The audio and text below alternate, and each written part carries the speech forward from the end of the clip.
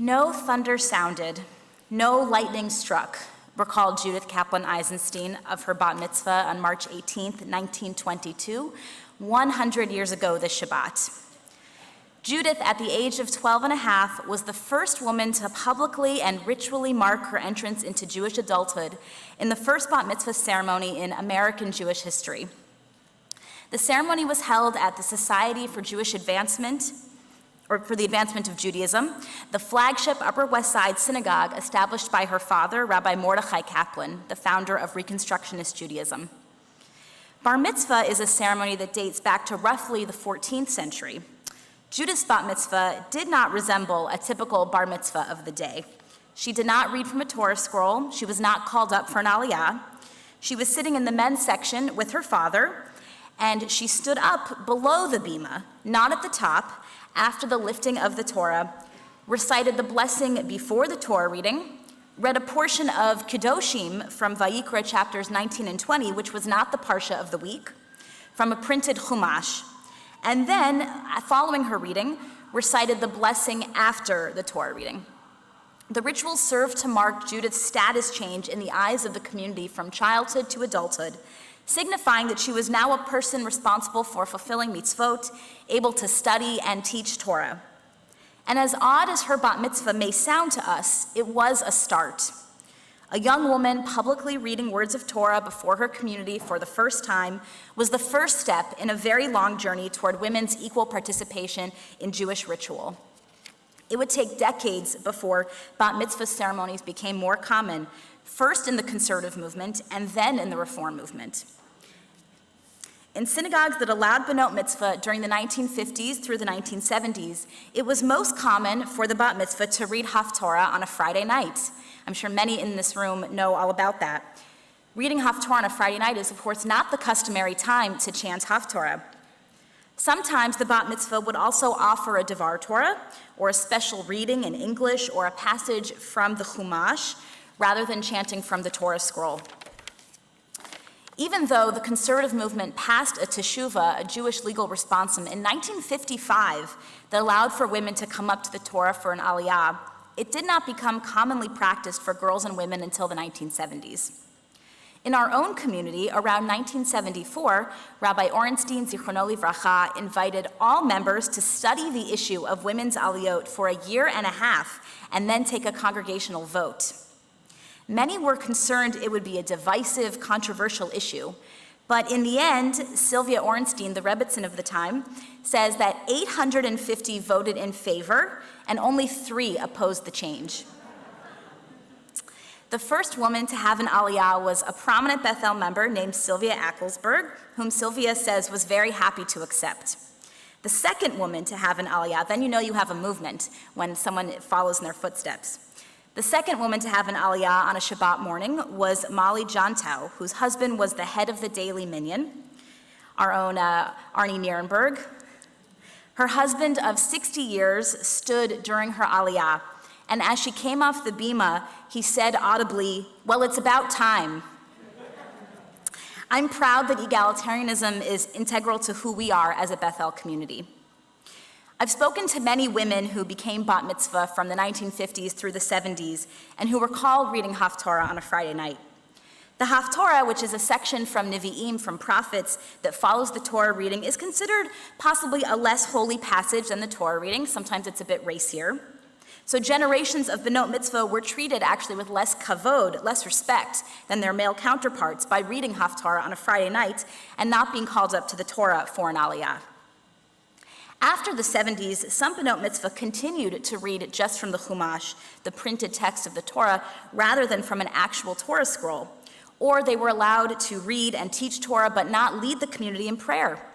One woman in her 30s who grew up in this area told me that she felt frustrated that while she could chant Torah and Haftorah at her bat mitzvah, as a girl, she was not allowed to lead Shacharit or Musaf.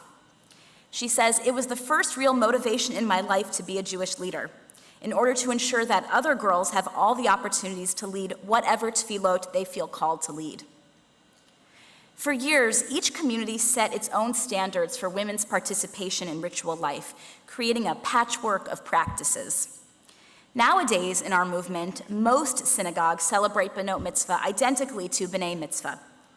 And in the last 20 years, it has also become common, wonderfully, for women who never had the opportunity to celebrate their Bat Mitzvah to do so as adults, following in the footsteps of their daughters and their granddaughters. I was fortunate to become Bat Mitzvah in a Reform synagogue, a completely egalitarian community. I read Torah and Haftorah, led the service, and offered a Devar Torah on a Shabbat morning. I'm grateful that in my early Jewish education, I was taught Torah and Haftorah trope, skills that I could carry with me and use, skills that we impart to all of our students at Bethel. In my 20s, I made Aliyah, and while living in Israel, in Jerusalem, I began spending many Shabbatot in Orthodox synagogues. The longer I sat in women's sections, the more frustrated I became. Sometimes I could barely hear or see. I davened, but generally felt like a spectator, not a full participant. And I grew tired of not being able to use the skills that I had learned or share my voice and my Torah, and especially to learn from the Torah of other women. It was this experience in part that fueled my desire to go to rabbinical school. Reading this week's Parsha, Parshat Tzav, reminds me of some of that same frustration I felt behind the Mechitza. We read about Aaron and his sons, the Kohanim, the priests, and the sacrifices they offer on behalf of themselves and the Israelites. The priests, all of them male, are the actors, while the Israelites participate in ritual life only vicariously through them in this highly hierarchical and patriarchal structure. Several times, we're told that only the males among Aaron's descendants may eat of a particular sacrifice, such as the meal offering, the sin offering, Kodesh HaKodeshim, a very holy korban, and the guilt offering, another very holy one. Interestingly, the Torah notes, Kol asher yiga bahem mikdash. Anyone who touches these shall become holy. This is the case for the altar in the Mishkan, its utensils, the meal offering, and the sin offering. Is holiness contagious? Wonders Rabbi Marder Lakshin. We know from Vayikra that in ancient Israel, impurity, tum'ah, was highly contagious when it came into contact with a corpse, bodily fluids, and skin ailments. But is the same true of Kedusha? Could coming into contact with a sacred object, one set aside as distinct and special as Kodesh, transmit its sacredness? Close contact with holy objects could also be dangerous, as we learn from the story of Aaron's sons, Nadav and Avihu, who approach the altar improperly and pay for it with their lives. The Kohanim of Vayikra therefore attempt to control who has contact with holy objects to maintain their authority and to keep the people safe. Over many centuries, Jewish leaders attempted to prevent or control women's access to Torah, tefillah, Talmud study, halachic decision-making, and ritual. Fortunately, much has changed thanks to courageous, trailblazing women, many of whom are in this room, who fought in their communities for full inclusion in ritual and study, fought to celebrate Bat Mitzvah, to come up to the Torah for Aliyot, and to be counted in a minyan. And this year, we are also celebrating the 50th anniversary of American women in the rabbinate. When more people have access to text study and ritual participation, we see that contact with the sacred is not dangerous or harmful. It's actually the opposite that is true. More access to holy texts and holy practices strengthens Jewish life. It allows for more insights into Torah, new and necessary voices to be included in this tradition, and a richer and more meaningful spiritual life for all. Today, it's our task to expand participation and accessibility to as many people as possible, to members of the LGBTQ community through projects like the Trans Halakha Project. I encourage you to Google this after Shabbat. To those seeking or exploring Judaism, to those who have disabilities or learning differences. Holiness is indeed contagious, and that's a good thing. All who have the honor of carrying the Torah in a hakafah, or touching their talis to the scroll, or holding a yad as they chant the sacred words of our tradition are transformed by the experience. When we do these things, we know and feel that we are a holy and necessary member and transmitter of this ancient tradition.